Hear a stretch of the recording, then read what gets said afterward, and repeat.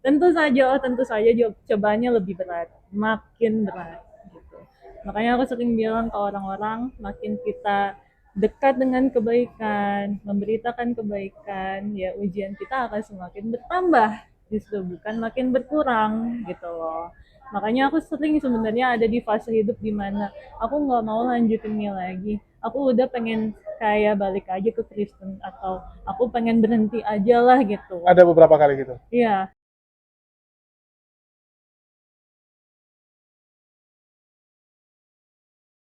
Assalamualaikum warahmatullahi wabarakatuh. Iwan Tila semua. waalaikumsalam.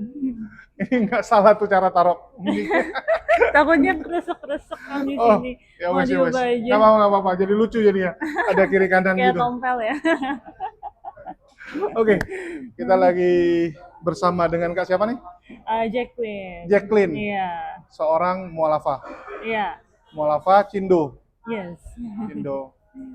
Kalau boleh tahu nih, sejak kapan mualaf? Mualaf sekitar tahun 2021. Sekitar tahun 2021. Hmm. Tepatnya Tepatnya bulan Desember. bulan Desember 2021. Hmm. Artinya kurang lebih sudah mau 4 tahun ya? Ya. Oh, Masya Allah. Masya 4 tahun Allah. yang lalu ya. Ah. Kalau kalau boleh tahu, Hmm. itu kok bisa Hmm. memutuskan mualaf? Kan cewek Chinese lagi. Hmm. Dan jadi Islam itu kan bukan satu keputusan yang gampang. Hmm. Tapi sebelumnya nih keluarga ada yang muslim nggak? Ada, kebetulan pamanku itu muslim. Paman kandung Iya, dari dari mama. dari mama, adik Iya, mama. iya, Adik mama muslim. iya. Mualaf juga. Ya mualaf. Dia mualaf. Oke. Tapi itu mualafnya karena pernikahan. Oh, kalau itu karena nikah. Heeh. Kalau Jacqueline Sendiri kebetulan. kebetulan sendiri. Heeh. Belum menikah? Belum. Belum menikah ya. Mm. Artinya 4 tahun yang lalu memutuskan mualaf atas keinginan Kehendak. sendiri, Ya kehendak sendiri. kehendak sendiri. Boleh diceritain nggak kenapa tuh? Oke. Jadi mungkin dari awalnya dulu kali ya. Aku tuh kan sekolah di negeri waktu itu. Jadi aku pertama sekolah di China 1,5 tahun. Terus Kuliah. enggak, Jadi SMA. SMA di Cina, Heeh. di Cina mainland, Yes, di Zhepo, Cepo, Provinsi Santung. Provinsi Santong. Heeh. Itu ngambil apa tuh kok bisa nyasar di situ? Eh, Sebenarnya mama tuh pengen aku lulus di sana. Nah, Jadi SMA di sana, lulus di sana juga untuk kuliah. oke. Waktu itu emang udah nentuin pilihan di Peita, Beijing Taxie, Oke. atau apa namanya tuh? Kuliah eh bahasa. Bukan, Eh, art art. dulu. Oh, Jadi udah pengen ke sana tuh tadinya ke Beijing University waktu itu. Cuma nggak jadi karena memang ada masalah finansial. Jadi aku balik setelah 1,5 tahun kelas 2 SMA. oh artinya nggak tamat di situ. Nggak tamat di situ. Cuman 1,5 tahun, terus ada kendala balik ke Indonesia. Hmm. Terus Nah, terus udah gitu kan aku sekolah. Sekolahnya itu kebetulan dapetnya negeri waktu itu. di Bandung. Iya, jadi kontras banget kan dari yang sebelumnya SMA swasta banget gitu kan. Ternyata tiba-tiba ke negeri, karena aku belum pernah ke negeri sebelumnya. Nah, disitulah aku mulai tahu teman-teman yang beragama Islam. Cuma emang orang-orang di sana itu nggak ada yang apa ya, kayak lu gua gitu. Yang di Ya, Bandung nih, yang di negeri itu. iya di Semanpat dulu. Oke. Terus Mm-mm. Mereka pun nggak ada yang kayak menyenggol gitu tentang agama ya, ibaratnya kalau misalnya aku ikut kebaktian ya kebaktian aja, mereka sholat sholat aja gitu. Dan aku tuh lumayan aktif dulu di BAK, Biro apa tuh? Agama Kristennya gitu. Jadi aku tuh sebenarnya nggak ada kepikiran sama sekali kalau suatu saat bakal mualaf gitu. Hmm. Justru waktu itu lebih ke apa ya, skeptis gitu, kayak apa sih, ke Islam itu ya udah Islam Islam aja gitu. Aku nggak ada bagian dari situ. Jadi memang nggak ada pemikiran ke sana lah. Hmm. Nah cuma di waktu-waktu itu aku kan sempat belajar gitu kan di sekolah, sama di luar sekolah juga kan ada kegiatan-kegiatan. Nah itu ada beberapa teman yang sempat menanyakan ke aku gitu. Itu kisaran kelas 3 lah ya, kelas 3 SMA. Mereka tuh kayak menanyakan, kamu tuh kenapa sih gitu milih Kristen? Sebenarnya kalau dulu mungkin aku ngelihatnya itu ofensif banget. Cuma kalau sekarang tuh lebih kayak, oh mungkin mereka kepo aja gitu. Mereka cuma ingin berpikir kritis gitu kan, makanya bertanya. Dan memang menanyakannya tuh kayak kenapa Yesus itu bisa jadi tiga gitu kan. Waktu itu pertanyaannya ya tentang seputar Trinitas lah ya. Ya. Jadi satu menjadi tiga, tiga menjadi satu, Allah Bapa, Putra, dan Roh Kudus gitu kan. Nah terus ya aku menjelaskan secara apa yang diajarkan dulu gitu sebagai Kristen kan, ya Allah Bapa, Yesus Yesus, Roh Kudus Roh Kudus, semuanya itu satu bagian, tapi bukan berarti mereka bisa dipecah gitu, tugasnya beda-beda. Tugasnya beda. Lu jelasinnya gitu. Iya, aku jelasinnya kayak gitu ya. Ibaratnya itu tugasnya beda-beda lah ya. Kalau dulu itu yang diajarkan ke aku ya dulu. Oke. Jadi kan Roh Kudus itu ada dalam diri kita, terus Yesus ada di surga, Allah Bapa yang melihat segalanya gitu. Yang Oke. aku tahu kayak gitu dulu. Jadi kayak sebenarnya mereka tuh bersatu, tapi bisa menjadi tiga gitu. Jadi bisa memecah lah ya ibaratnya. Bahkan sampai sekarang sebenarnya orang Kristen sendiri kalau disuruh jelasin Trinitas itu nggak bisa. Iya. Dulu ada dokter teologi, Mangapul Sagala, salah satu dokter besar di Reform lah, pengajar besar juga. Dia ngomong sama saya gini, Julius, 16 tahun saya belajar tentang Trinitas, dia bilang. Saya sampai pada kesimpulan Trinitas tidak bisa dijelaskan. Jadi dia bilang memang nggak sanggup manusia untuk menjelaskan itu, karena memang kalau versinya dia, ya memang nggak sanggup karena itu di atas segalanya. Tapi kalau menurutku, ya kayak sanggup karena memang nggak ada barangnya, yang nggak ada barangnya lu karang-karang ya nggak akan bisa gitu, akan kontradiksi kan. Iya. Ya mungkin lanjut. Aku menjelaskan itulah ke teman-temanku dan mereka justru bertanya balik, lah kalau misalnya satu ya harusnya satu aja dong. Secara kan kalau di Islam itu Tuhan itu tauhid gitu, Allah itu tauhid, tauhid lah ya. Satu gitu, tidak diperanakan gitu kan, dan tidak bisa dibagi gitu loh. Dan mereka bilang itu kaku, maksudnya kayak kenapa sih harus nyembah Allah Bapa, kan Yesusnya berdoanya ke Allah Bapa juga, terus kenapa kita nyembah Yesusnya gitu. Jadi pertanyaan-pertanyaan itu yang bikin aku tuh sebenarnya kayak tersinggung jatuhnya, karena aku ngerasa kayak ngapain sih orang-orang mempermasalahkan hal ini gitu loh. Kalau misalnya mau ibadah ya ibadah aja sih, ngapain nanya-nanya kayak gitu. Aku sebenarnya lebih ke nggak terima gitu, kenapa sih mereka kok kayak ngejelekin Kristen gitu kan. Yaudah akhirnya kan mulai tuh aku nyari tahu, sebenarnya nyari tahu tuh awalnya bukan untuk apa kayak kepo, wah Islam tuh keren gitu, enggak, tapi lebih kayak Supaya bisa menjawab. iya kayak nge-counter orang lah gitu kan. Yaudah kan aku nyari-nyari, aku lihat-lihat gitu, bahkan aku juga nanya referensi gitu kan, emang kalian belajarnya dari mana sih gitu kan. Yang mereka bilang belajarnya dari ustadz kayak gitu, coba tanya ke pastor kamu dan lain-lain gitu kan. Ya akhirnya aku berani, awalnya mungkin mereka nantangin kali ya, tapi ya aku beranikan diri, aku nanya pastor akhirnya gitu kan. Tanya ke pastor dan justru jawabannya sama kayak yang aku jelasin. Bahkan dulu kan aku ikut komunitas gereja juga, itu tuh aku nanya ke pembimbingan agamaku hal yang sama, dan dia menjelaskan hal yang sama juga kayak yang aku jelasin ke mereka gitu. Terus beliau malah nanya balik, pembimbing agama tuh, ngapain kamu mempertanyakan hal itu, siapa yang nyuruh kamu, yang dipertanyakan tuh itu siapa yang nyuruh kamu gitu kan. Ya aku bilang nggak ada yang nyuruh, aku cuma nanya doang gitu, kayak ibaratnya kepo lah ya. Maksudnya itu hal dasar sebagai kita manusia umat beragama untuk menanyakan hal basic yang ada di agama kita gitu kan.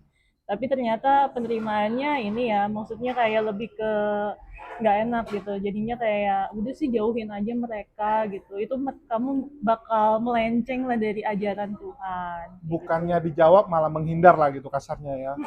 Kalau memang itu kebenaran, kenapa takut disampaikan, kenapa malah dihindari? Nah Itu yang ada di pikiran lu ya. Iya, justru kan dengan kayak gitu kita jadi makin penasaran ya, loh kenapa nggak dijawab, tapi kenapa harus jauh gitu loh. Kan Ya, kalau ini kayak misalnya, ibarat kayak orang tua gitu, kita tanya sesuatu, udah pokoknya nggak boleh, pokoknya nggak boleh. nah iya Kan jadi kayak jadi gitu. penasaran gitu ya. Iya, justru kita makin penasaran, makin nyari tahu dong. Ya, nyari tahu lah aku baru ke pastor setelah itu. Pastor tapi ini Protestan ya. Evangelis sih lebih tepatnya. Evangelis. Jadi ceramah di gereja sering ada gitu, tapi bukan yang paling tingginya gitu kan. Evangelis waktu itu. Di gereja apa nih? GKI Manuel. GKI Manuel. Oke. Dari dulu di situ memang. Enggak, sebenarnya aku ada 2 gereja, 3 sebenarnya ya kalau ikut sama keluarga. Dulu tuh mama aku di Hokintong, sampai sekarang masih di Hokintong. Hokington. Hokintong. Oke. Itu ada di Jakarta juga kalau nggak salah. Di Bali juga ada. Udah gitu, aku di GBI Aruna. GBI Aruna. Itu untuk kegiatan pemudanya. Waktu malam minggu tuh. Iya, malam minggu. Ibadah malam minggu ya. Iya, yang itu. Terus GKM itu biasanya ibadah minggunya, karena deket sama kosan aku dulu. Oke, ibadah umumnya di GKIM. Iya. Yang lu tanya Bukan, gimana? iya Immanuel, iya. Oh. Yang lu tanya yang mana habis itu pastornya tuh? Yang GKI Immanuel. Yang GKI Manuel. Oh. Terus apa dijawabnya? Dijawabnya tuh sebenarnya pastornya itu nggak over defensif ya, justru sebenarnya lebih ke santai. Beliau tuh manggil aku ke ruangannya waktu itu. Jadi di kantornya ada tuh kan di Ya, GKIM gitu kan, aku baru tahu bahkan di situ ada kantor gitu. sekretariatnya. Iya, dipanggil, datang, terus dijelasin lah ya. Kan aku nanya, maksudnya Islam dan Kristen tuh bedanya apa gitu ya, hal-hal dasar lah ya, basicnya tuh fundamentalnya apa. Dijelaskan lah, iya ini sejarahnya dulu Kristen itu lebih dulu daripada Islam kayak gitu. Terus sampai ditunjukin kitab bahasa Ibraninya waktu itu. Ini kitab Ibraninya kamu bisa baca sendiri kalau kamu mau katanya tuh. Cuma ya saya sebenarnya saya bukannya tidak menyarankan kamu untuk mengikuti agama yang kamu cari ini, tapi saya sendiri lebih percaya ke Kristen. Makanya sampai sekarang pun saya tetap di sini gitu. Tapi saya pun membebaskan kamu karena itu hak kamu. Betul. Gitu kan.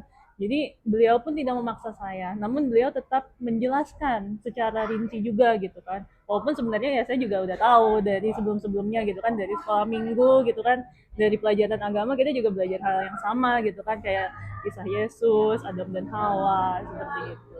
Jadi beliau tidak memaksa saya gitu jatuhnya. Oke. Terus kenapa tertarik Islam? Kan cuman nggak menemukan jawaban, tapi kan belum tentu Islam yang benar gitu. Bisa jadi Hindu yang benar atau Buddha yang benar gitu. Kalau aku sih lebih ngelihat ke tauhidnya ya, karena aku ngerasa kalau Islam itu ya satu Tuhannya, jadi lebih jelas gitu aturannya. Dan sebenarnya tuh yang paling nge-trigger aku buat cari tahu lebih dan lebih yakin itu dari surat Ar-Rahman justru. Kan kalau orang-orang pertama kali belajar tuh 3 kul ya, Al-Ikhlas, Al-Falaq, sama apa satu lagi tuh Al-Ikhlas, Al-Falaq, sama hmm, apa tuh? Ya, Kok aku beda-beda lupa? setiap orang sih. Ya pokoknya 3 kul itu aku suka lupa kalau nggak sholat tuh urutannya. Oke, terus? Ya udah gitu ya, pokoknya 3 kul itu kan yang dipelajari. Aku tuh belajar yang Ar-Rahmannya. Nah, pertama kali dengar Ar-Rahman itu justru dari temenku ya, temenku yang ngasih tahu gitu kan. Ini aku biasanya dengerin ini tiap malam dan ini buat aku tenang. Kalau kamu tertarik sih ya, mungkin bisa didengerin juga tiap malam sebelum tidur kayak gitu kan. Ini aku Untuk dengerin. dengerin. Hmm, Oke, tapi dengerin. nggak disuruh untuk diresapi. Hah? Ya sebenarnya di resapi itu kan langsung secara tidak sadar. Dalam artian aku baca artinya. Aku baca apa namanya tuh hadisnya juga gitu kan. Udah gitu aku mencerna dari sili apa ya? eh, Ngajinya gitu kan, lirik ngajinya gitu.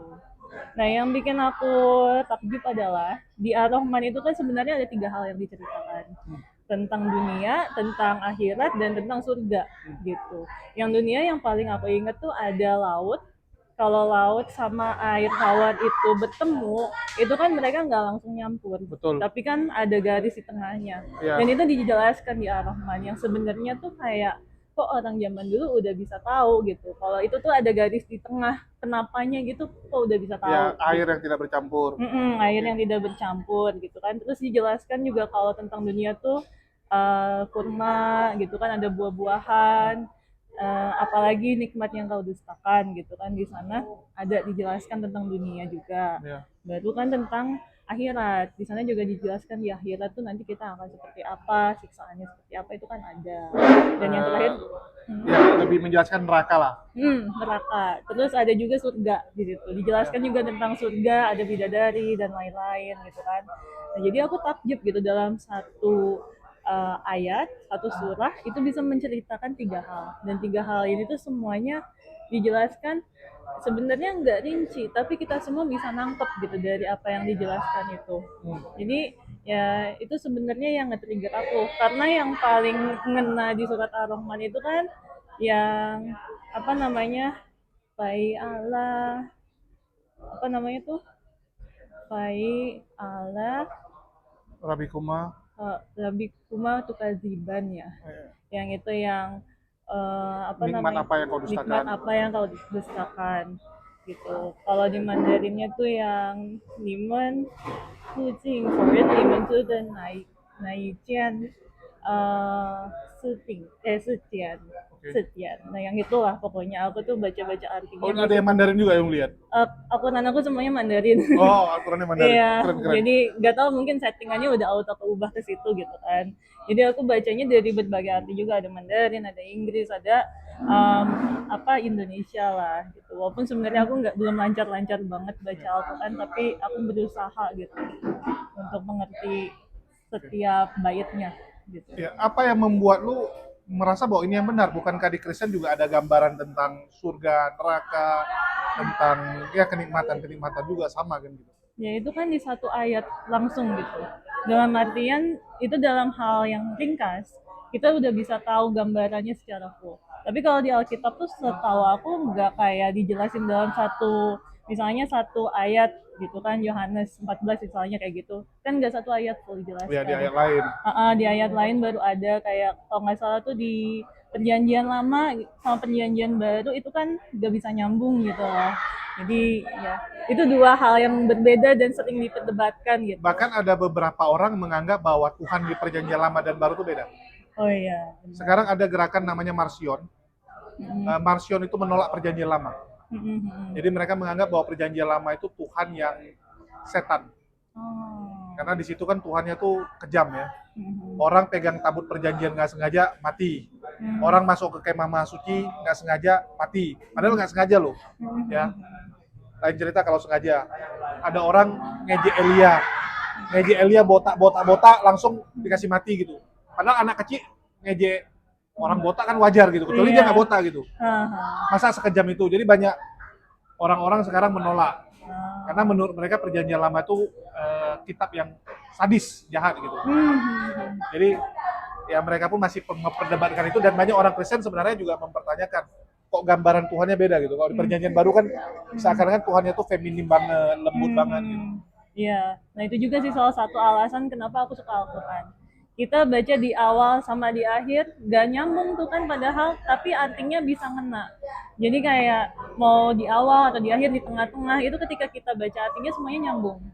Gitu. Tapi ketika kita baca Alkitab, perjanjian lama sama perjanjian baru aja dibedain gitu.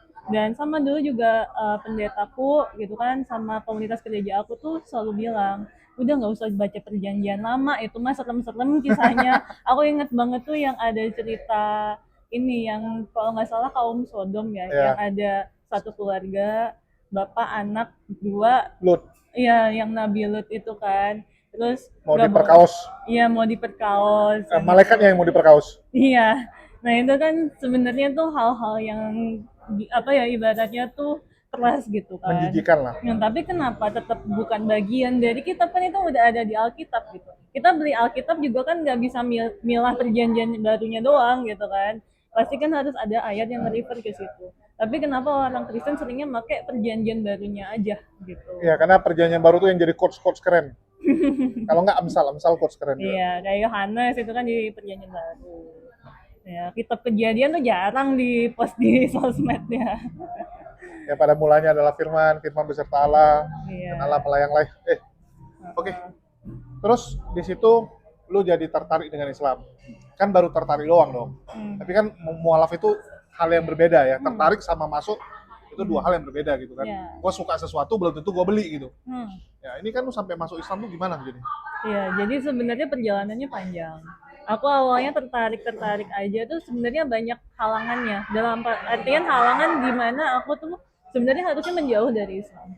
Tapi aku nggak menjauh. Contohnya adalah ketika aku masuk kuliah gitu kan. Jadi perjalanannya tuh udah beda chapter. Awalnya kan aku tertarik pas SMA, Ya, udah kuliah. Doang. Udah kuliah tuh udah beda chapter lagi gitu kan. Pas kuliah tuh aku sempat sebelumnya pas SMA juga, ini mungkin sedikit backstory, aku sempat dikasih satu Quran gede sama temanku. Dikasih Quran? Iya, Quran besar gitu kan.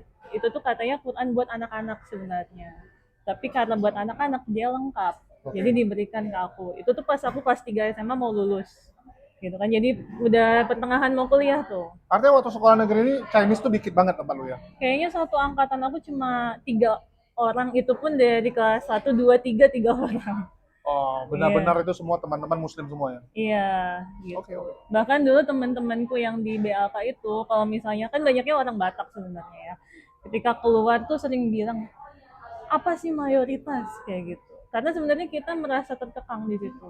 Banyaknya mayoritas gitu kan, kita kok kayak dianaktiriin terus Oke, gitu. walaupun Cindonya cuman tadi lu bilang 3 orang Hmm, satu sekolah, tapi Bataknya banyak yang Kristen. Batak Kristen nih. Oke.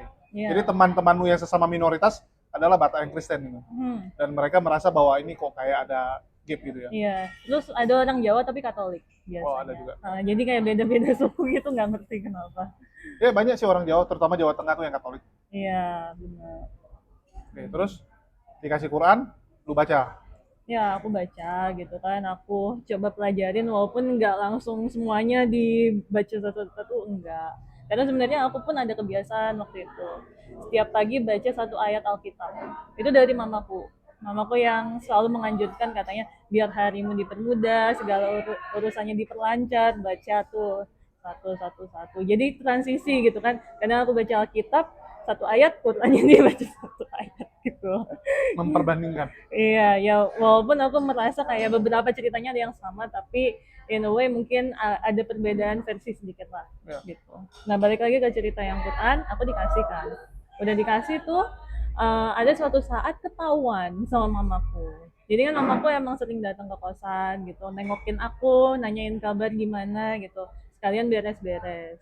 Nah pas udah beres-beres itu, ketahuan lah ada Quran di situ kan. Terus mama Terkejut aku lah dia, kok Quran gitu ya. ya aku marah langsung, ngamuk.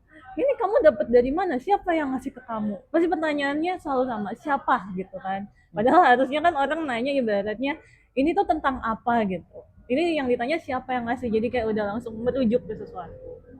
Awalnya aku nggak mau ngasih tahu karena kan aku takut gitu kan. Tapi akhirnya aku kalah sama mama aku gitu kan. Aku kasih tahu orangnya. Dan aku nyesel, itu salah satu penyesalan aku sih. Udah tuh dikasih tahu, orangnya dilabrak setelahnya. Didatengin gitu kan, berapa kali dia ngomong ke aku, iya mama kamu tuh ngomong ke aku kayak kenapa sih kamu kayak gini, jauhin aja itu si Jacqueline dan lain-lain gitu kan. Mamamu tuh cara labrak gimana? Hubungi atau langsung ke rumahnya? Katanya sih langsung datang ya, cuma aku nggak tahu detailnya banget gimana gitu, cuma yang aku tahu endingnya aja. Endingnya tuh temenku minta Qurannya dibalikin karena dia kecewa sama aku. Oke. Dia Dibalik. kecewa karena dia jadi dilabrak. Iya dilabrak, terus kan kayak akunya nggak ibaratnya tuh kayak nggak interest gitu. Aku tuh kayak dikasih ya udah dikasih terus dianggurin gitu kan. Terus pas dimarahin bukannya kayak ibaratnya mempertahankan tapi malah ya udah gitu kan. Tuh, jadi dia kecewa di sana kayak aku tuh nggak bener-bener belajar lah gitu kan. Kecewa diminta dibalikin, aku balikin. Tapi akhirnya setelah 6 bulan, 6 bulan setelah itu aku minta balik sih, dibalikin lagi kak. Jadi Qurannya nyampe sekarang masih ada. Kenang-kenangan. Iya, nah itu kan sebenarnya ibaratnya tuh batasan di mana harusnya aku berhenti. Karena ya aku harusnya udah ngerasa ini nggak benar gitu. Ya udah aku balik aja ke Kristen lebih enak gitu kan. Tapi justru dari situlah aku mulai makin penasaran kayak gitu. Makin penasaran itu kenapa? Karena aku merasa kayak ini tuh ada hal yang connect ke aku. Jadi kayak ketika aku baca Al-Quran itu, aku merasakan apa yang nggak aku rasain pas aku baca Alkitab dulu gitu. Padahal sebenarnya aku hitung rajin juga bacanya. Dan itu aku nggak bisa describe secara kata-kata gitu. Kayak ada sesuatu gitu. Kayak insting tuh lebih milih untuk melihat Al-Quran gitu kan. Sama untuk belajar tentang sholat dan lain-lain kayak gitu. Oke, artinya ada sesuatu yang menggerakkan lah. Yang kalau orang Islam bilang tuh kayak, ya inilah langkah-langkah hidayah gitu ya. Mm-mm. Oke, terus? Ya dan sebenarnya trigger utamanya ya dari itu sebenarnya ketataan gitu kan. Kalau di Islam kan semuanya udah ada tuh diatur. Doa masuk kamar mandi udah ada, doa makan ada, doa perjalanan ada. Kalau di Kristen kan semuanya serba bebas gitu. Ya, pandai-pandai ngarang sama Tuhan lah. Lu mau doa gimana ya terserah lu. Ya kurang lebih kayak gitu lah ya. Terus jadi aku lebih kayak oh di sini semuanya udah jelas gitu. Mau nanya A sampai Z tuh udah ada jawabannya. Sedangkan kalau Kristen kan kita harus berpikir nyari-nyari dulu gitu kan, mengasumsikan dulu jatuhnya kayak gitu. Oke. Hmm. Ya kalau di Kristen memang ya kita bilang beda lah dengan di Islam ya, yang semua diatur. Tapi kan mereka juga bilang, lah kenapa Tuhan atur-atur kita? Lebih enak kayak Kristen dong, kapan saja bisa berdoa, kapan saja bisa Hmm. komunikasi gitu kan. Ya, nah aku dapat pertanyaan kayak gitu dari muridku. Kan aku guru Mandarin. Itu ada anak SMP waktu itu, kelas 7 bertanya hal kayak gitu sama aku. Maksudnya ngapain sih pindah ke Islam? Kan Kristen lebih enak. Islam harus sholat 5 waktu. Sehari aja harus 5 kali doa. Di Kristen kan tinggal hari Minggu aja ke gereja. Sabtu Minggu lah. Itu yang mudanya. Tapi kalau mau Hmm. doa kapan aja kan bisa juga gitu kan. Iya gitu kan. Hmm. Dia cuma ngeliat tuh aspek di berdoa di Sabtu Minggunya aja. Padahal kan sebenarnya berdoa harusnya setiap saat dong, gitu kan. Kita berdoa makan juga itu termasuk ibadah gitu. Tapi dia ngelihatnya kayak oh ya gampangan Kristen Yang gitu. ritual resmi. Ya ritual resmi. Dan kalau Islam kan banyak aturan katanya. Kayak gitu ya. Saya jawab aja. Ya kalau misalnya kamu cuma apa namanya ibaratnya tuh kita sholat 5 waktu gitu. Kalian Sabtu Minggu aja.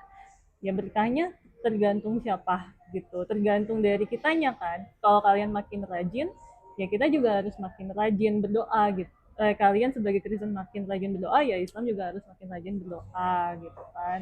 Ya sebenarnya sama aja tergantung value kamu mau yang mana. Kalau aku sih emang udah senengnya di Islam karena udah lebih tertata kayak gitu. Cuma ya balik lagi kalau orang-orang kan biasanya kan takut gitu. Dan aku pun gak sempet ngepanjangin argumennya waktu itu karena aku takut dianya yang dibully sih gitu kan. Karena waktu itu banyak orang Islam juga di situ. Oke, di Hmm. murid-murid lo gitu ya. Iya, dan itu kan pertanyaannya nyablak banget Ah, gitu. Walaupun sebenarnya kalau ke aku ya aku jawabnya santai gitu. Tapi kalau orang lain kan belum tentu kayak gitu sih. betul. Oke, terus kapan tuh jadinya mualaf? Mualaf ya itu tadi Desember Enggak, 2021. maksudnya Hmm. setelah dari waktu itu. Oh, ya setelah dari waktu itu kan aku kerja. Jadi aku tuh mulai memutuskan untuk masuk Islam itu dari semester 2 sebenarnya. Semester 2 waktu kuliah. Iya, jadi nggak jauh dari SMA lah ya. Semester 2 tuh udah mulai belajar sholat gitu. Belajar sholat. Hmm. Sholat duluan dipelajari, bukannya syahadat dulu. Nah kalau sholat kan termasuk syahadatnya ada kan waktu itu. Mengikrarkan ada. Iya, nah sebenarnya aku ada kesalahan di situ karena dulu tuh aku ngiranya ketika aku sholat itu udah otomatis Islam kan mengucap syahadat juga di Ya. sholat gitu kan la ilaha illallah asyhadu asyhadu alla ilaha illallah wa asyhadu anna muhammadar rasulullah gitu kan ya itu ada di sholat gitu jadi aku mikirnya udah auto masuk Islam makanya pas semester 2 itu aku kerja karena aku merasa oh ini aku bakal dicoret nih dari kakak gitu kan apalagi keluarga aku kan menentang banget gitu ya aku siap-siap aja gitu untuk mempertahankan diri aku mulailah kerja dari situ jadinya. Sebelumnya nggak kerja, tapi karena mau masuk Islam jadi kerja. Nah sebelumnya tuh nggak kerja. Artinya gara-gara siap-siap takut dicoret kakak baru jadi kerja. Iya. Oh, lucu juga alasannya. Sebenarnya dari awal tuh aku emang udah ada niatan kerja. Ah, Cuma aku mulai ngerealisasiinnya banget karena ya itu udah mau masuk Islam. Jadi lebih ke aku ketakutan dalam diri aku. Kalau emang aku diusir dari keluarga, ya aku harus bisa bertahan sendiri dong. Karena kan Islam juga mewajibkan kita sebagai umatnya untuk bertakwa pada Allah. Kalau misalnya aku aja nggak bisa ibaratnya bertakwa sama diri aku sendiri, aku nggak bisa ngejaga diri aku sendiri, ya aku mau survive-nya gimana gitu. Gimana aku nunjukin ke orang tua aku kalau aku bisa bertahan tanpa bantuan dari mereka gitu, tanpa omongan-omongan dari mereka gitu kan ya. Jadi aku harus berusaha, walaupun aku tetap sayang sama keluarga aku. Tapi iya. kan kita nggak pernah tahu ya, rezeki kapan pun bisa aja gitu berubah. Lebih ke situ sih. Akhirnya lu sholat tadi itu, waktu semester 2. Hmm, Mulai sholat. ya, Tapi belum mengikrarkan syahadat secara resmi. belum, belum. Siapa yang ngajarin sholat? Nah itu sebenarnya aku belajar sendiri. Dari internet. Nah, ini mungkin ada cerita lagi. Aku tuh pertama memang belajar dari internet. Tapi sudah itu aku jadian sama pacar aku. Pacar Jadian. aku ya pas kuliah itu dia muslim pertama, pacar muslim pertama aku gitu kan. Nah pas udah jadian, kan aku ngerasanya kayak ini orang udah Islam gitu. Aku jadian sama dia sebenarnya bukan karena oh dia Islam gitu. Aku tertarik enggak, cuma emang kebetulan cocok aja gitu kan. Terus Waktu jadinya, SMA pernah yang sama non muslim nggak? oh Yang iya Kristen? pernah. Oh. Oh itu pas kuliah pacarannya. Oke. Nggak, artinya sebelumnya memang belum pernah ada yang sama muslim, baru itu pertama. Iya. Pacar aku dulu tuh ya Chinese gitu kan, Cindo, Buddha, Kristen, Katolik, rata-rata itu sih. Baru yang sejak itu Hmm. pertama perdana lah ya, dapat Hmm. yang Muslim. Iya benar kayak gitu. Terus, Ya udah gitu kan aku expect-nya, oh aku bisa tanya-tanya nih gitu ya. Maksudnya tanya-tanya biasa aja gitu kan. Kamu sholat kayak gimana gitu. Sebenarnya aneh juga sih karena dia aja doa sholat gak ingat waktu itu. Jadi kan kayak apa maksudnya ini? maksudnya kan ketika Nggak, nih, aku maksudnya doa sholat nggak ingat tuh maksudnya apa nih? Nggak ingat surah pendek gitu? Atau enggak semuanya lupa. tahapan sholat juga nggak Iya, tahu? dia nggak pernah sholat ternyata. Dia nggak pernah sholat, padahal udah Enggak. kuliah. Ya dan dia Islam gitu kan. Jadi aku pun agak kaget, aku mikirnya ketika aku bertanya ke dia aku dapat ilmu dong, tapi ternyata dia aja sendiri nggak paham agamanya gimana gitu. Nah itu sebenarnya batasan dimana salah satunya gitu kan, selain yang tadi, batasan dimana harusnya aku berhenti gitu kan, harusnya aku punya pemikiran. Loh, ini aja yang Islam Iya, kayak gini. yang Ngapain juga aku Islam masuk aja, gitu ya? yang Islam aja kayak gitu, ngapain gitu kan, aku ngikut gitu. Cuma dari situ aku penasaran, ya kalau dia nggak percaya ya udah, tapi kan aku pengen nyari tahu, aku nggak ngelihat dari sisi dianya. Nah itu makanya sebenarnya kan kita melihat Islam bukan dari orangnya, Hmm. tapi dari ajarannya yang benar gitu. Dari situlah aku coba nyari tahu, malah aku yang lebih tahu daripada dia ujung-ujungnya gitu kan. Kayak gitulah. Oke. Terus kapan syahadatnya? Syahadatnya ya sudah itu kan, aku dari situ tuh masih tuh Hmm. dengan keyakinan aku udah belajar sholat nih, aku udah auto Islam. Nah aku mulai syahadat itu pas udah kerja, jadi udah lulus kuliah kerja. Loh, berapa tahun kemudian dong? Iya, Artinya bertahun-tahun selama kemudian. berapa tahun tuh lu cuma sholat doang?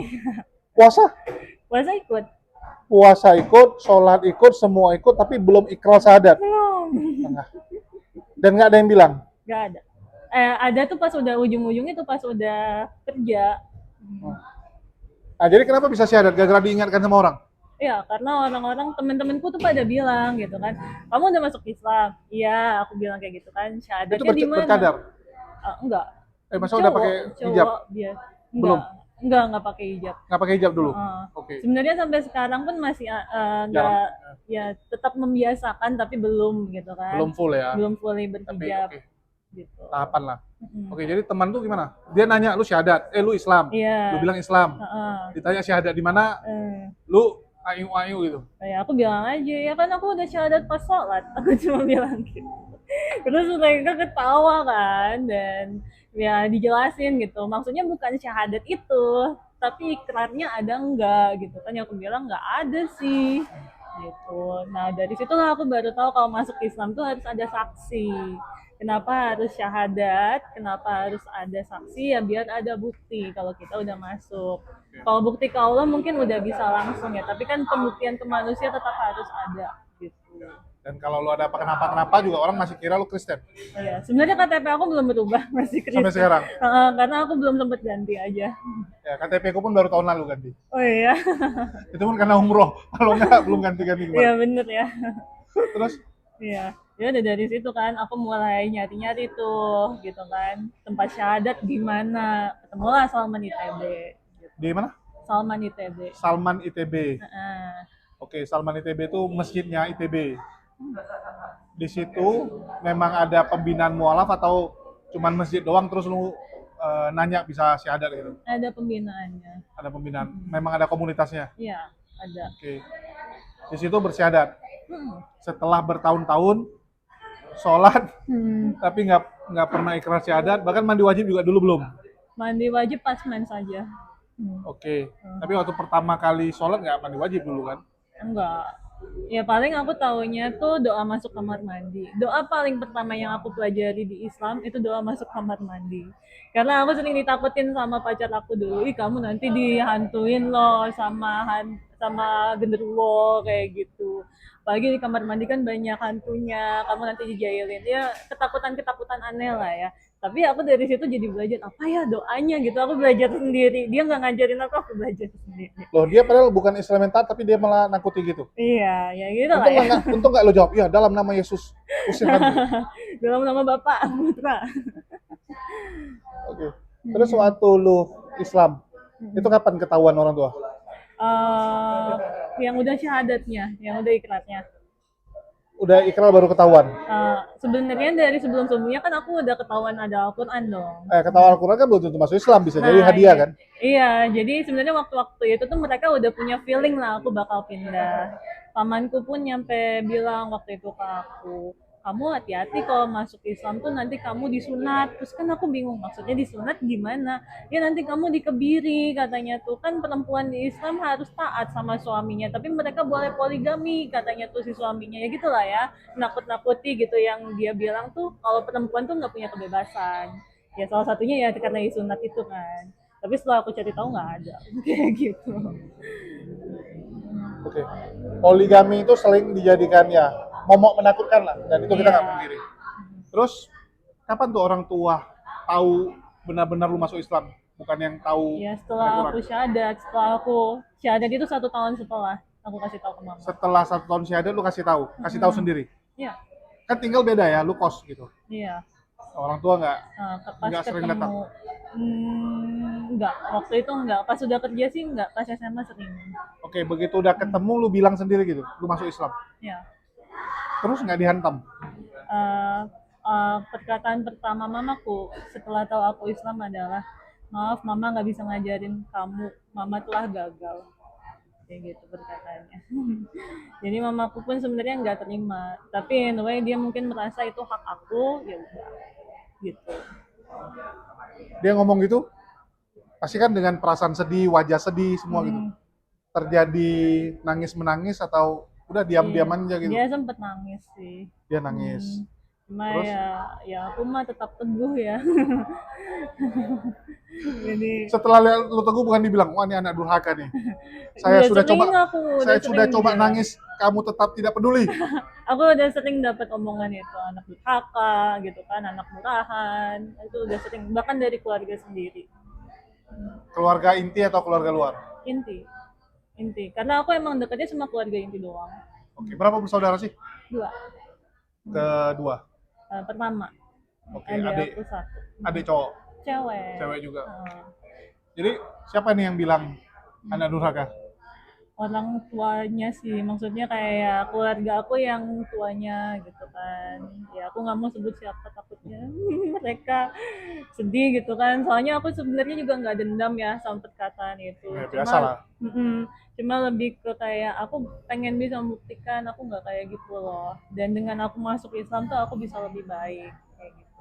Kalau bicara anak durhaka, ini ada satu kasus ya, dia murtadin. Mamanya itu besarin dia single parent. Bapaknya meninggal waktu dia kelas 5 SD. Tinggal di Aceh dulu.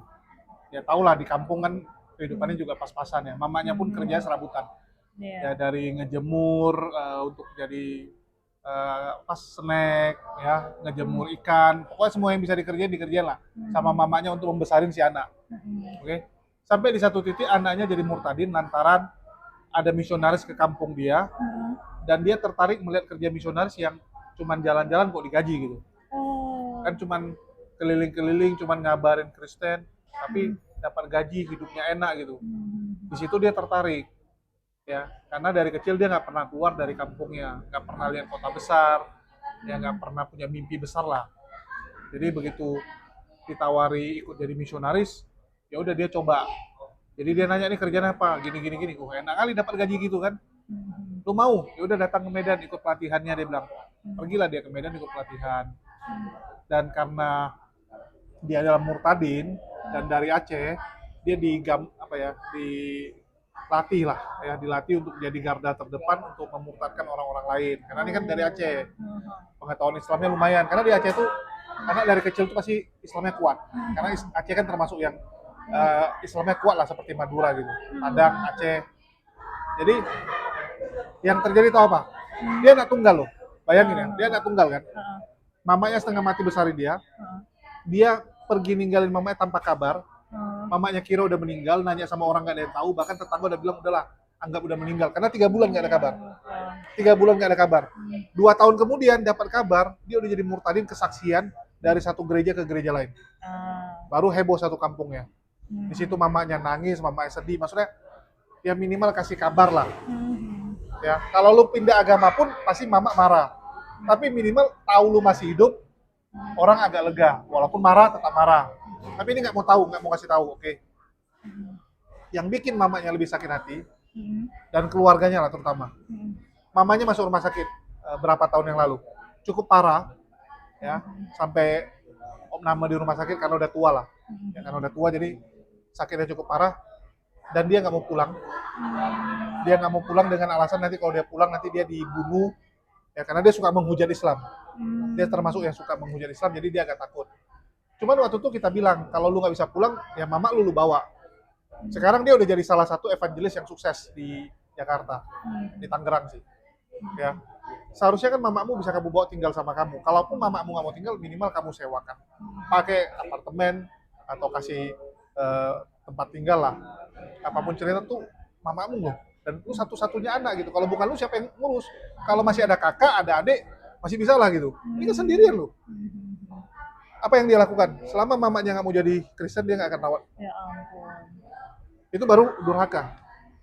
Sejak itu nama dia sekarang adalah Effendi Usman, si anak durhaka. Ya ampun. Oke. Ya kalau kita mualaf, selama kita berbakti ya nggak ada salahnya kan. Kayak saya juga waktu itu sempat ya, biasalah omongan nanti gini. Tapi begitu mama saya sakit, saya ngerawat. Ya, begitu saya pindah Jakarta, saya bilang, lu ikut saya Jakarta. Karena kalau lu di Medan nggak ada yang ngurus. Dia nggak percaya, ya udah dia coba.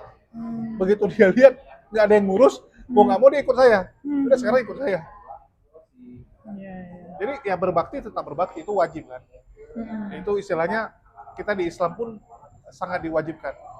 Ya apapun cerita ibu baru ayah. Ibu tuh 3 kali lipat lebih penting. Benar.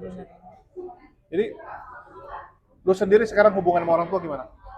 Sebenarnya sama mama aku tuh masih sama kayak dulu.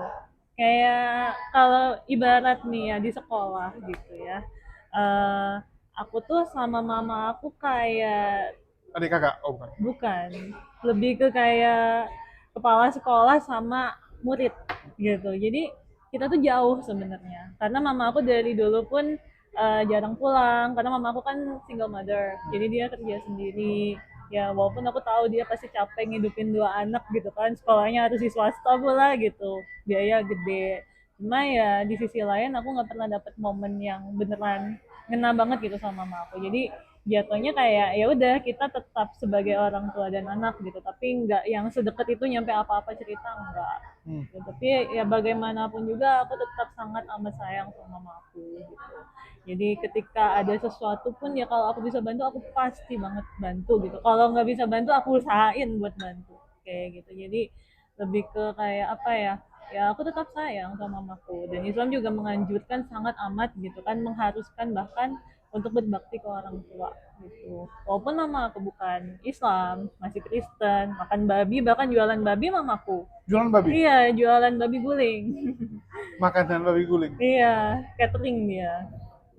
Gitu kan, jadi ya aku cuma mendukung aja, aku tidak ingin memaksa mama aku buat ayo cepat gitu kan, karena ya semuanya ada fasenya masing-masing gitu. Bahkan aku pun jadi mualaf itu kan gak langsung serta merta dalam 1 jam gitu jadi mualaf, 3 hari jadi mualaf enggak gitu. Jadi biar mama aku aja yang lihat proses aku gitu.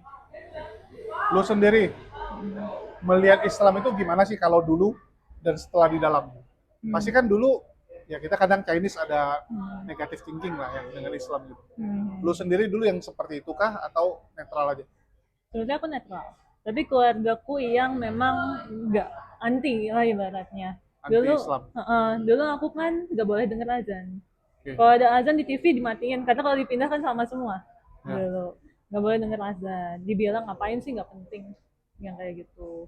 Terus ya kayak punya stigma lah ya, kayak pribumi itu kotor, pribumi itu bodoh. Itu tuh sering banget.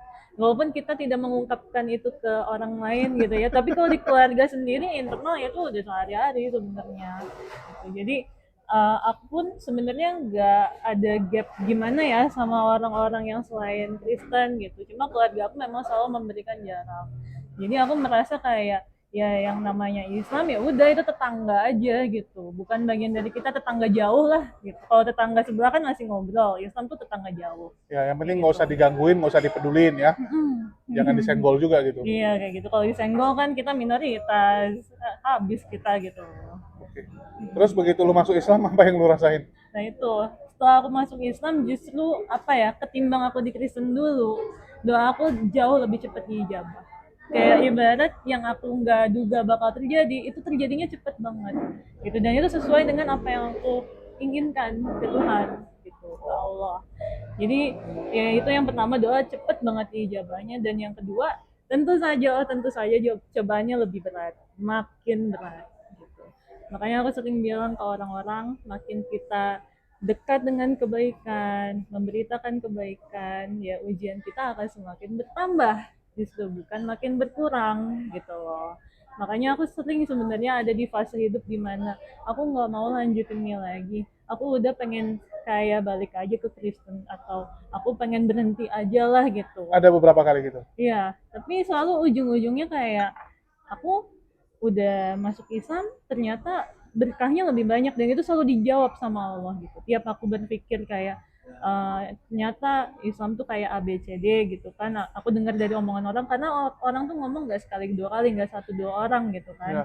Dari omongan orang yang negatif gitu kan. Aku merasa kayak aku capek gitu, lebih ke aku capek gitu. Tapi ya selalu dibalikin lagi, apa yang aku mau tiba-tiba diijabah gitu kan. Terus ternyata tiba-tiba cobaannya dipermudah gitu, atau tiba-tiba ada hal yang aku nggak expect Terjadi. terjadi, ternyata langsung terjadi di detik itu juga. Itu sering kayak gitu. Oh, artinya mantap dong kalau gitu. Iya. Kalau mantap, kenapa bisa bikin lu pengen nyerah? Ya karena itu ujiannya berat kok. Contoh ujian deh yang berat. Contoh ujian yang berat kayak apa ya, salah satunya inilah ya, keuangan yang paling sering kan. Lalu kan kerja Ya tapi kan mengelola uang itu sesuatu yang sulit gitu buat kita. dan nggak ada hubungan dengan agama dong harusnya. Iya, tapi kan di sisi lain kita seringkali menyalahkan Tuhan. Karena kan itu nyambung ke rezeki. Gitu Ya, kan, rezeki itu dari mana? Dari Allah. Makanya kan orang sering kayak ketika mereka down itu ketika ya uangnya nggak ada gitu, dan mereka menghujat gitu.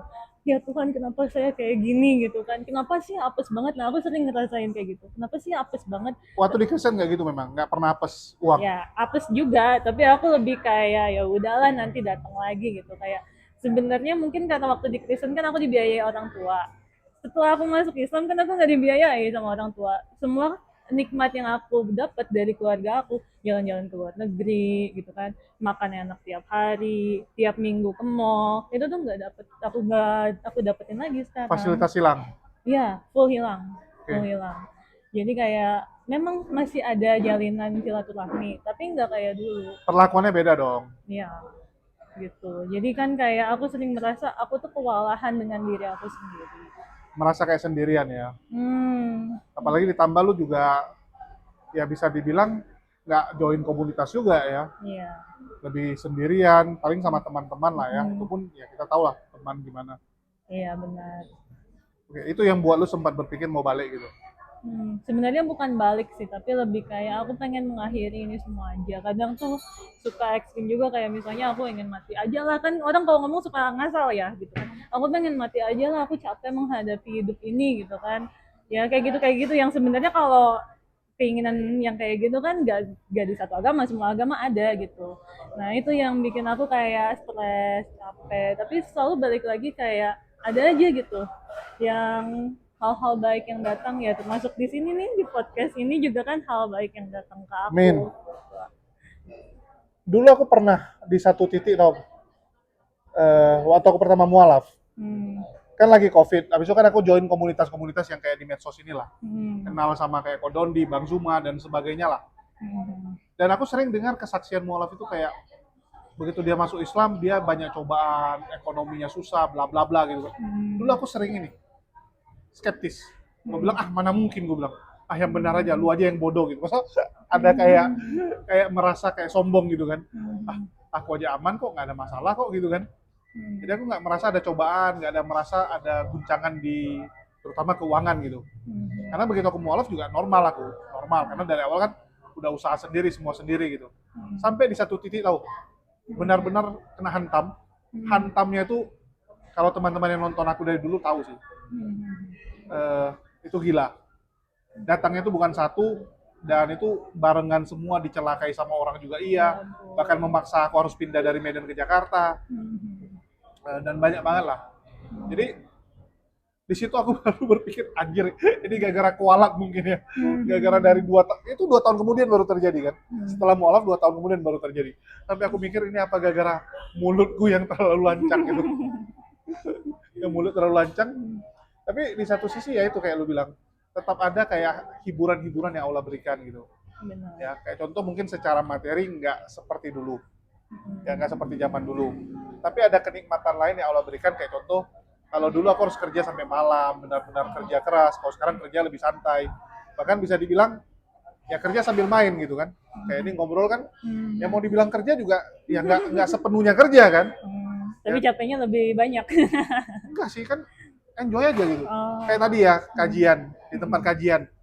Kerjaanku cuman mastiin laptop, mastiin kameramen, koordinasikan yang ngambil video, udah. Selebihnya aku duduk di belakang gitu kan, cuman by HP gitu. Jadi plus minus gitu. Yang aku terkejut, dulu aku punya doa gini. Aku pingin seperti sepupuku sama saudaraku.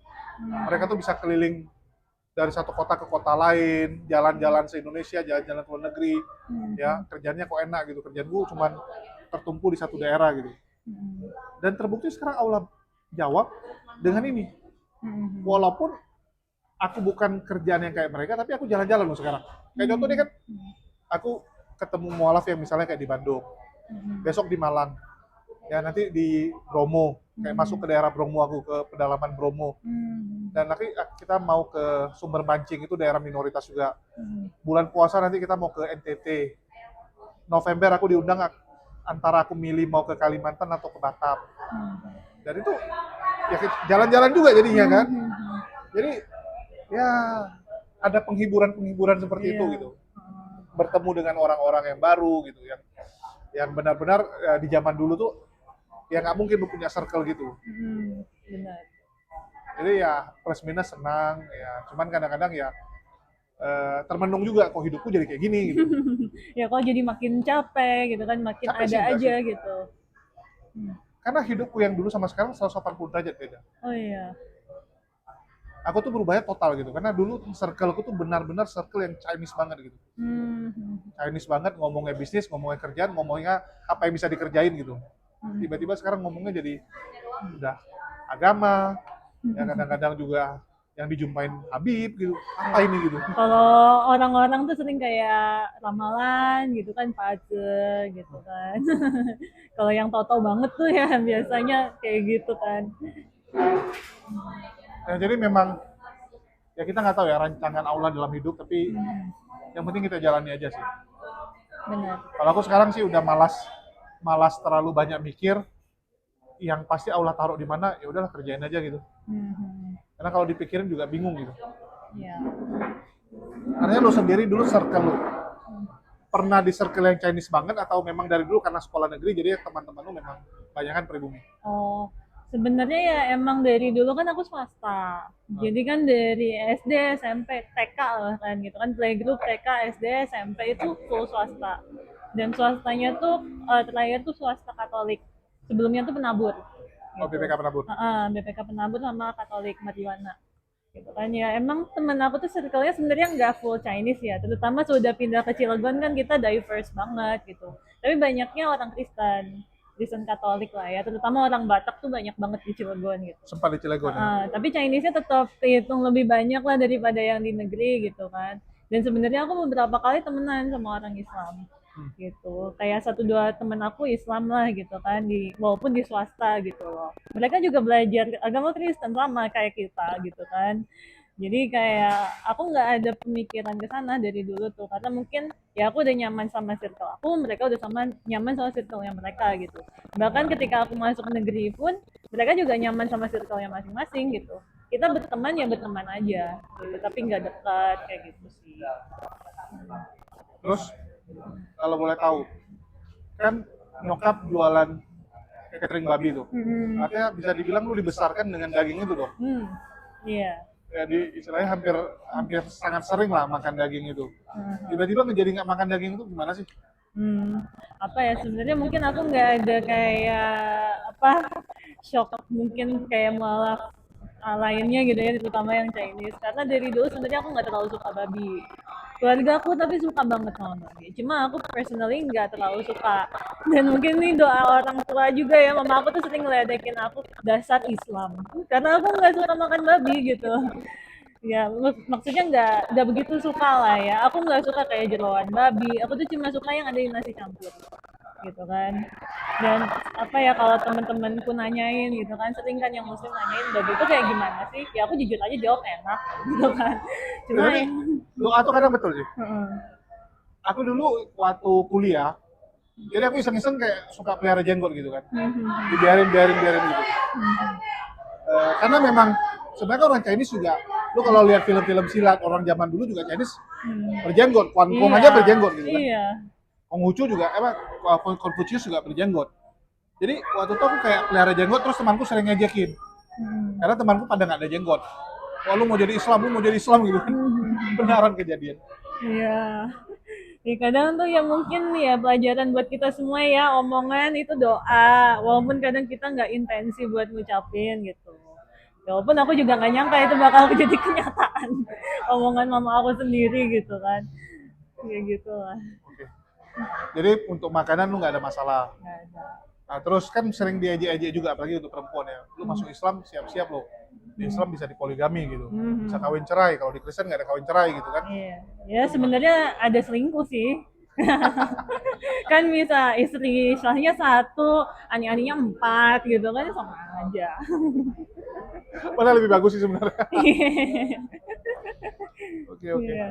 Jadi kalau lu sendiri nggak ada masalah dengan kayak orang tuh ngejek-ngejek Islam ke poligami gitu. Ada kepikiran Iya. takut nggak gitu? Ya kalau takut di poligami kan sebenarnya aku pelajarin dari awal juga hukum poligami gimana, dan aku tanya juga ke teman-teman aku gitu. Jadi mereka pun menjelaskan kalau poligami itu sebenarnya ribet gitu. Tata caranya tuh nggak segampang itu. Cuma mungkin karena ya kita namanya juga budaya kan, orang di sini sering ngiranya poligami itu ya berarti bisa enak-enakan punya istri banyak, padahal enggak harusnya kan gitu. Nah itu yang sering orang salah kira gitu kan. Dan poligami juga sebenarnya pilihan, yang dinamakan sunnah kan bukan wajib gitu. Kalau misalnya wajib di poligami ya berarti semua orang harus punya minimal istri 2 3 kan, enggak gitu. Jadi itu tergantung sebenarnya orangnya memaknai gimana. Kalau aku personally kan selalu, aku pasti pertama kali ditanya sama orang Kristen, kamu siap di poligami gitu kan. Sering Aku bilang, ngejekan gitu. ya aku bilang aja enggak, aku nggak mau di poligami gitu kan, karena itu pilihan. Tapi bukan berarti ustadku dulu pernah ngomong yang pas kajian di Salman, itu beliau pernah bilang kita boleh tidak Setuju? ya tidak setuju dengan poligami, tapi kita tidak boleh membenci poligami. Nggak boleh anti? Iya, karena itu masih ada di ajaran Islam. Ya kalau nggak, lu artinya nggak setuju dengan Nabi. Hmm. Jadi kadang-kadang banyak orang ya terkungkung dengan poligami itu seakan-akan sesuatu yang jahat gitu. Itu yang nggak benar. Iya. Ya itu sesuatu yang nggak benar, dan kalau aku bilang itu membuat kita itu malah sebenarnya secara nggak langsung mulai menyangkal iman. Ya. Karena kita melihat pernikahan itu seperti di film-film. Satu cowok, satu cewek jatuh cinta, bla bla bla gitu kan. Padahal hidup tuh ya nggak seperti itu gitu. Dulu aku nggak gitu belajar, tapi aku memang aku pilih sendiri ya. Aku nggak pernah mau komen terlalu banyak karena aku merasa gini, sesuatu yang lu belum pernah alami, lu belum tahu, jangan lu ngomong, nanti jadi lu yang kena gitu kan. Iya. Jadi mending diam, no comment.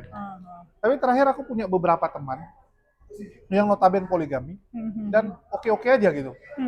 Ya, ada satu Chinese loh, namanya Ko Ajis, Muhammad Ajis loh. Istrinya 3. Dan 3-3-nya lu panggilin sekarang datang, 3-3-nya datang barengan, ngobrol bareng nih sama lu. Ngobrol bareng sama lu, jadi mereka dukung suaminya punya dakwah. Dia kan pendakwah juga gitu. Dan sering sama aku keluar, kayak ini nanti ke Malang sama dia juga. Oke. Terus ada juga kemarin kita bikin maulid ya. Bang Juma maulid di tempat ada namanya Pak Haji Santo. Ya, beliau juga istrinya 2. Jadi dia bilang dulu istri saya 1 saya pusing. Begitu istri 2, istrinya semua berebut bagaimana menyenangkan dia, ya, bagaimana supaya dia suka. Jadi terakhir malah dua-duanya baik, dua-duanya akur, dua-duanya damai gitu. Kerja sama lah Kerja ya. sama dia sampai apa ini dia bilang kan. Dan memang ada juga yang kacau balau. Ya, yang kacau balau itu ya karena dari awal memang nggak siap. Dan yang kedua memang niatnya tuh niat ya kita tahu lah. Niatnya tuh lebih ke arah duniawi gitu. Karena kalau kita di Islam tuh kan menikah tuh ibadah.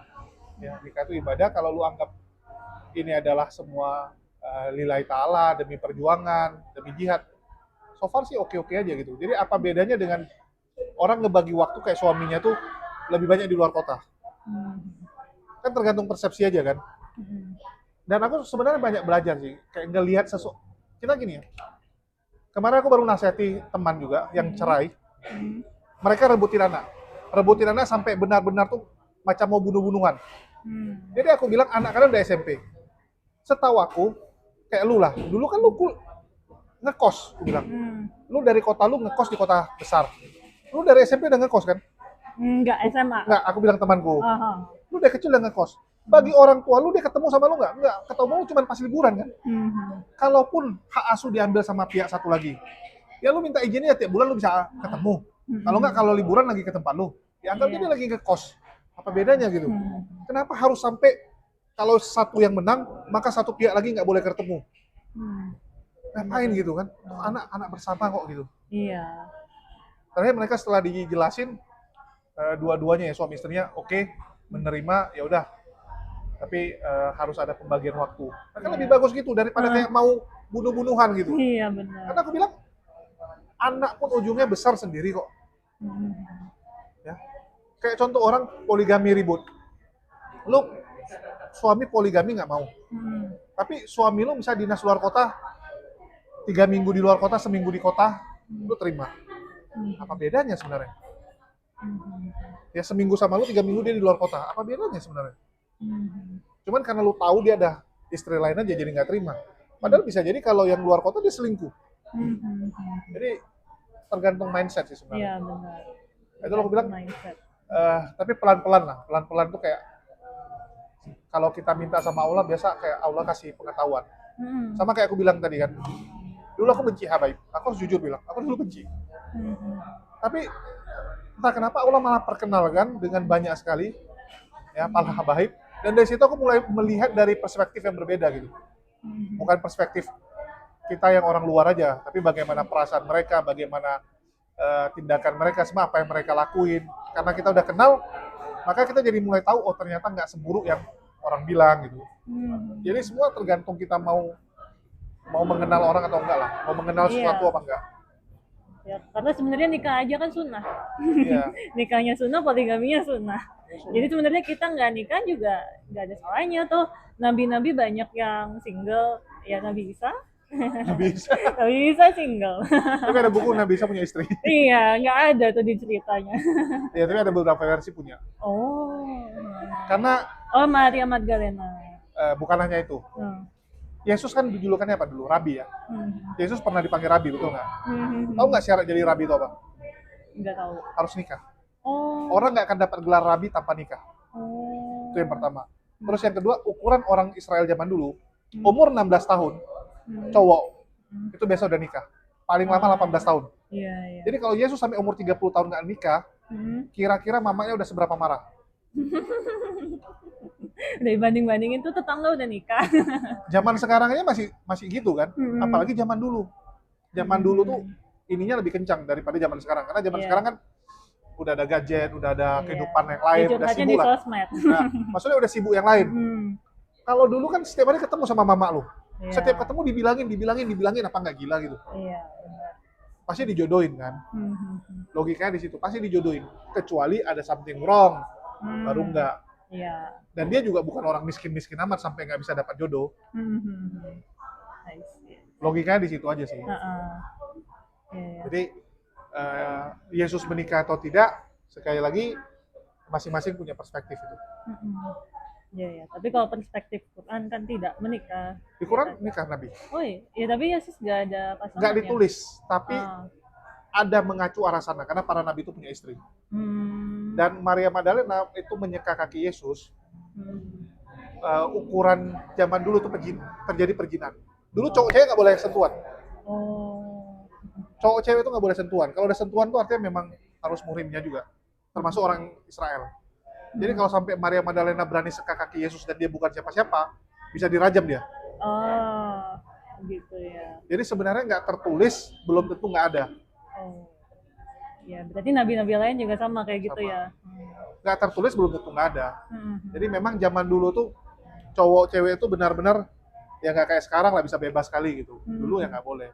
Bahkan lo tau nggak kalau lu lihat film Cina dulu, tabib misalnya ngecek nadi cewek, dia nggak pegang loh kadang, pakai benang. Oh Pernah iya lihat lah? iya iya pernah. Dia pakai benang gitu kan. Ah. Tahu kenapa ya nggak boleh pegang?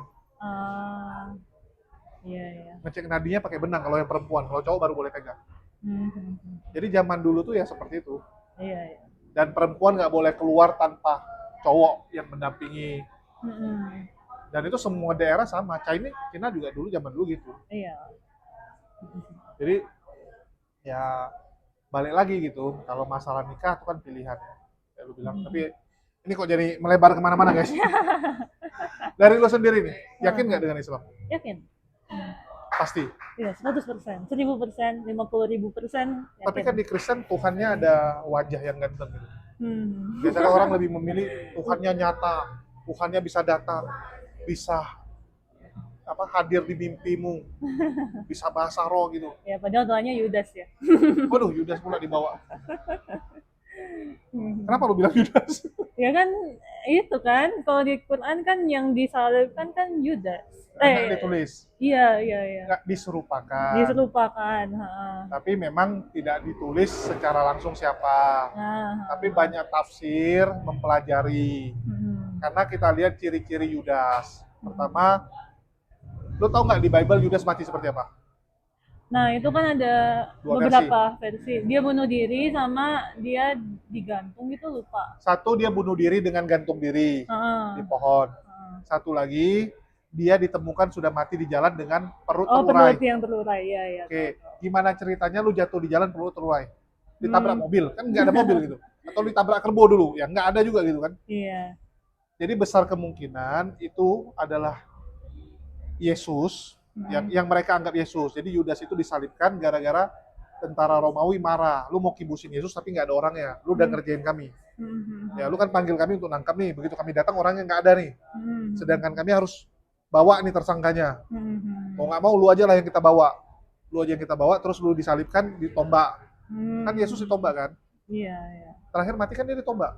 Oh, bukannya karena yang itu yang minum racun. Bukan yang disalib aja terus kan kalau di gambaran film kan dia udah mati aja, tapi emang di sininya kan ada bekas yang dia ditombak. Ditombak sama lupa namanya, tapi nama dia punya tombak itu ada, itulah dibilang Holy Spirit tuh, tombak suci. Jadi setelah dia ditombak baru mati. Jadi besar kemungkinan itu adalah Yudas, karena kan perutnya terurai keluar. Jadi mayatnya diturunin, begitu diturunin mereka terpaksa harus buang mayat itu. Itulah kenapa mayatnya hilang. Karena tentara Romawi takut keluarga Yesus nanti mengetahui bahwa ini bukan Yesus. Takut ini bukan Yesus, ya udah mereka ambil, mereka buang di jalan. Itulah kenapa Yudas mati kayak gitu. Ada orang yang berteori seperti itu. Ya, karena orang juga bingung kayak gini. Dari pengadilan ke Bukit Golgota, Yesus kan jalan tuh. Bunda Maria lihat. Bunda Maria nggak manggil Yesus.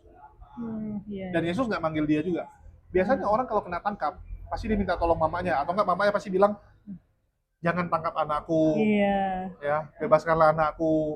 Pokoknya ada perjuangan lah dari seorang ibu. Namanya Ibu Narurea gitu. Tapi ini kan nggak terjadi.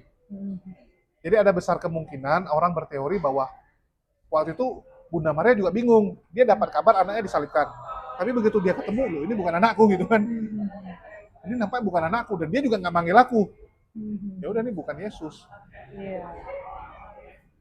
Jadi banyak teori-teori yang seperti itu, kemana Yesus pergi dan sebagainya. Ya, itulah alasan kenapa kita harus terus cari kebenaran. Karena kebenaran itu nggak ada habisnya. Ketika kita dapat satu, nanti ada lagi yang harus dicari. Iya, karena sesuatu yang salah pasti ada ada celah.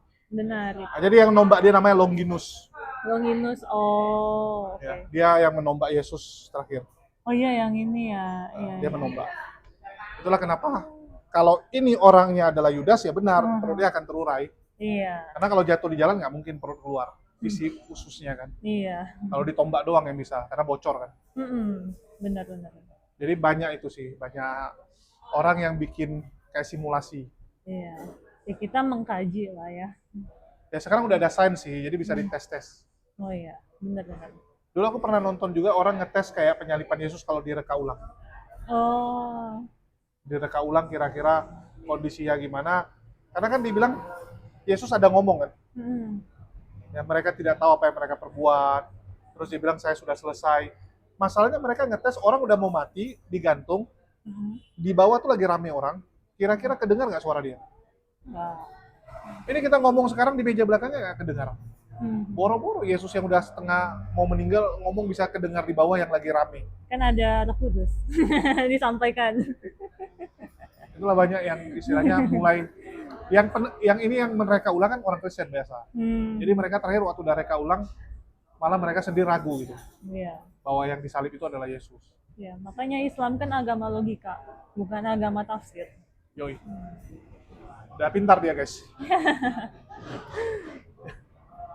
Jadi dari Kiki sendiri nih, sering nggak kayak komunikasi sama adik?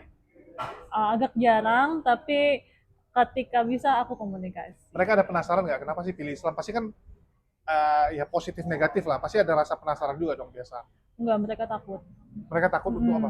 Untuk bertanya. Bahkan adekku nggak pernah nanya kenapa aku pindah. Dia cuma bilang, oh ya udah, gitu aja. Karena adekku sendiri pun masih mencari sebenarnya, mencari kebenaran.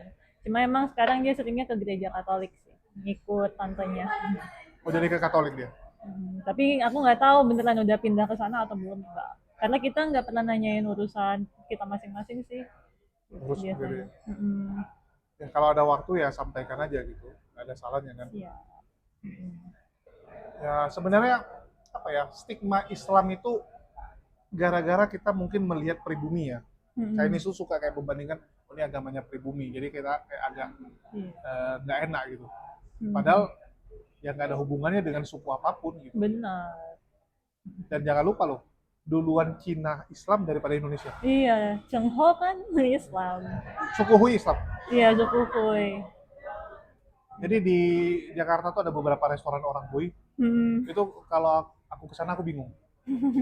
Jadi kalau teman-teman pada bilangnya gini, lu kesana jadinya bukan, maksudnya kalau di tempatnya kan lu yang paling Cina, begitu lu sana lu yang jadi bukan Cina gitu. Karena part tuh Mandarin gua nggak bisa kan. Iya benar.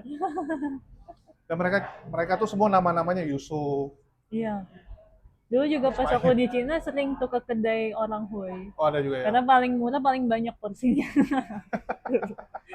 Dan pasti halal. Makanya kan pasti orang-orang Chinese yang Islam ke sana. Iya, mereka suka sesama Hui.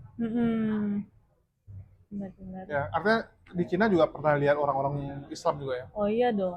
Justru malah kantin sekolah aku itu kan kita ada kantin normal yang semuanya orang lokal pada ke sana, sama ada kantin orang Islam, ada kantinnya sendiri. Ada kantin sendiri? Dan di Cina kami, iya kami orang-orang internasional pasti datangnya ke kantin itu. Kenapa? Karena makanannya itu yang paling safe. Jadi ibaratnya kan ada orang yang nggak terbiasa sama makanan lokal di sana, terlalu berminyak lah, terlalu asin lah dan lain-lain. Nah makanan yang Islam itu biasanya standar menurut kita gitu, bukan menurut orang Cinanya.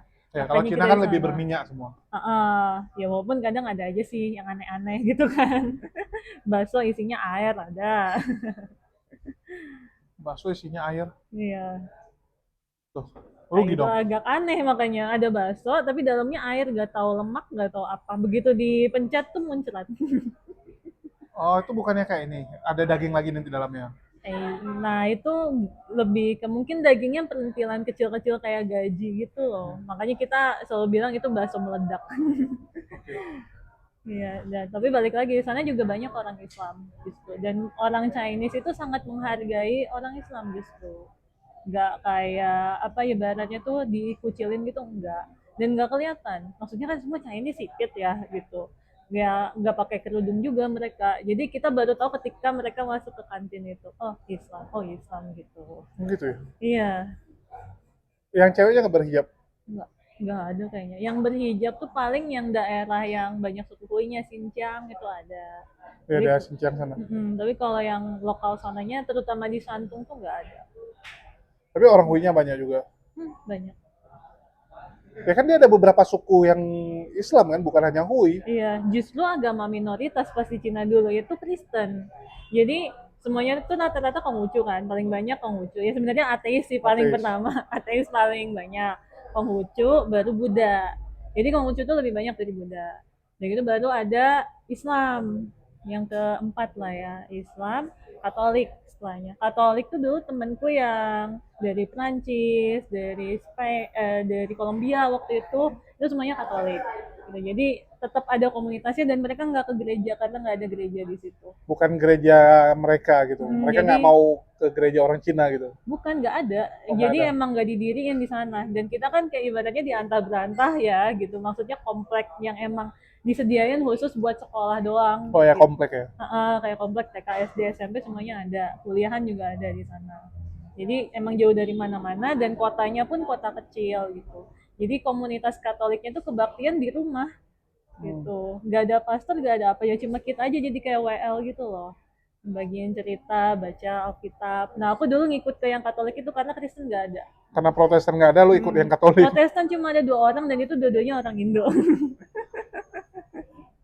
Kayak gitu lah. Tapi Islam lebih gampang di situ ya. Lebih banyak justru. Gitu. Menarik, menarik. Kalau dulu aku ke kota manapun kan nggak lihat dari sisi agamanya ya. Kalau sekarang jadi lihat dari sisi agamanya kayak kayak ke kota yang sama tapi punya pengalaman yang beda jadi. Iya, bener sih. Oke. Mungkin ada lagi mau ditambahin nih buat penonton, mungkin ada nasihat, terutama yang cewek karena cewek Cindo tuh jarang loh mualaf. Kalau cowok, Oh iya. cowok lebih gampang. Oh. Itulah kenapa kalau ada cewek yang Cindo, biasanya tuh yang paling heboh. Ya, Jesslyn ya, terakhir Oh, tadi datang dia. Oh iya. Oh. Ya. Tahu ya Jesselyn. Ya dari Kodon di Oke. podcastnya. Terus Ya, mungkin saran buat teman-teman jangan pernah apa ya malah belibet. Saran buat teman-teman jangan pernah menyerah untuk mencari kebenaran karena kebenaran itu akan selalu ada dan tidak akan pernah ada habisnya. Jadi yang penting adalah kita tidak menyerah dan kita tetap teguh sama iman kita. Selalu lanjutkan kerja keras. Itu aja. Terima kasih. jadi aktivitas sekarang apa nih? Sekarang pulang. Enggak, maksudnya aktivitas kerja kah atau usaha atau apa? Aku kerja jadi guru Mandarin Guru Mandarin di International School. di sekolah, bukan di rumah artinya. Bukan. Ya ada juga privat, tapi fokusnya di sekolah, kerjaan utamanya. Ngajar ya, Mandarin. Iya. Jadi lause. Ya, Mantap, langsung. mantap. Hao. Oke, 大家好，谢谢。 Oke, mungkin itu aja. Makasih buat teman-teman semua. Semoga apa yang kita sampaikan ini ya bisa memotivasi ya buat teman-teman, terutama yang masih ragu-ragu untuk melangkah. Jadi ada Cici kita yang berani. Ya kalau Cici aja berani, apalagi kalian Ya, seharusnya sebenarnya juga takut tapi harus berani. harus berani. Karena ini berhubungan dengan akhirat. Nggak tahu kapan meninggoy. Iya benar. Ya, jangan pikir masih muda nggak meninggoy. Ya. Oke, sekian dari kami. Makasih buat semuanya. Di akhir kata saya ucapkan wassalamualaikum warahmatullahi wabarakatuh. Sampai jumpa di lain kesempatan. Waalaikumsalam warahmatullahi wabarakatuh. Terima kasih semuanya. Bye bye.